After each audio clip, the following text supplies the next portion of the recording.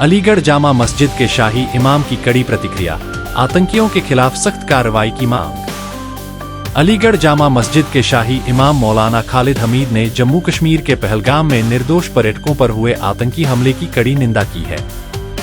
उन्होंने इस घटना को इंसानियत के खिलाफ घिनौनी साजिश बताया और कहा कि इस बर्बर नरसंहार में जो भी मासूमों की जान ली गई है वह अत्यंत दुर्भाग्यपूर्ण है। जम्मू कश्मीर के पहलगाम में हुआ यह नरसंहार अत्यंत दुखद और निंदनीय है। आतंकवादियों ने निर्दोष लोगों की जान लेकर इंसानियत को शर्मसार किया है।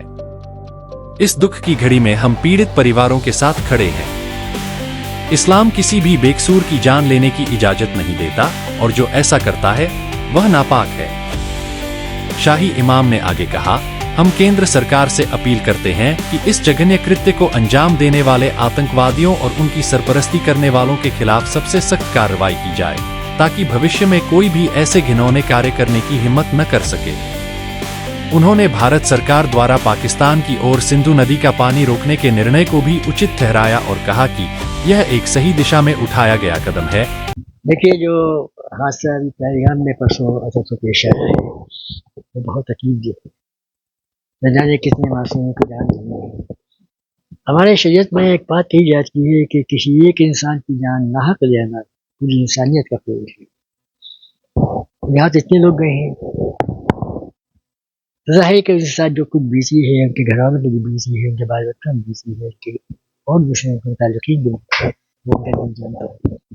बहरहाल हम इस दुख की घड़ी में, इस गम की घड़ी में उनके साथ हैं और हुकूमत से भी मुतालबा करते हैं कि जितने भी सख्त से सख्त कानूनी कार्रवाई हो सकती है वो इख्तियार की जाए और उनको पेपर किरदार तक पहुँचाया जाए ताकि जालिमों को आइंदा कभी कोई हिम्मत न हो और हमारे मुल्क को, हमारे देश को, हमारे वतन को नुकसान पहुँचाने की या यहाँ की इज्जत को खाकी बनाने की जो कोशिश हो रही है वो सब नाकाम है। यह हमारी दुआ भी है और हम इसके साथ साथ इसलिए अपील भी करते हैं, उम्मीद भी रखते हैं कि वो इसके इक़दाम करेंगे और यकीन है कि इसकी कार्रवाई होगी और आइंदा इसकी कान खड़े रहेंगे कि जब भी इसकी कोई हरकत होगी तो हमें सबसे सख्त सजा भुगतनी होगी। इस तरह की जवाब देनी जी, जिसके पाकिस्तान की ये बात सही है कि जो कि जिसके मुल्क है, कई हमारे जो पड़ोसी मुल्क है, जो हमारे जो कर रहे हैं, इसमें शैतानी हरकतें कर रहे हैं, जो भी कर रहे हैं और जिसकी शय पर ये कुछ हो रहा है तो उसको तो खुद भी सजा देगी। इसलिए हमारे यहाँ इंसाफ है, नाइंसाफी नहीं है और कुदरत ने ऐसा निज़ाम बनाया है। हमें भी इस बात की ताकीद की है कि ऐसा ना हो कि अपनी किसी तुम का भी इंसाफ किया, अगर तुम्हारे हाथ में ताकत है तो इंसाफ करने में इस बात मत करना कि फला फला बिरादरी करो। जो कुछ भी इंसाफ है अपनी ही बिरादरी के, अपने ही भाई बच्चे, अपनी ही औलाद के लिए अगर खराबी हो रहा है तो वो इंसाफ का तकाज़ा पूरा किया जाएगा। तो कुदरत हम यही को दिया है और अल्लाह ताला यहाँ तक फरमाता है कि तकवा यही है, अल्लाह का खौफ यही है कि इंसाफ से काम लिया है।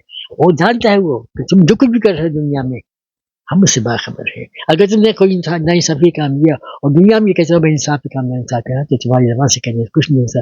नाइंसाफी तो नाइंसाफी शुमार की जाएगी।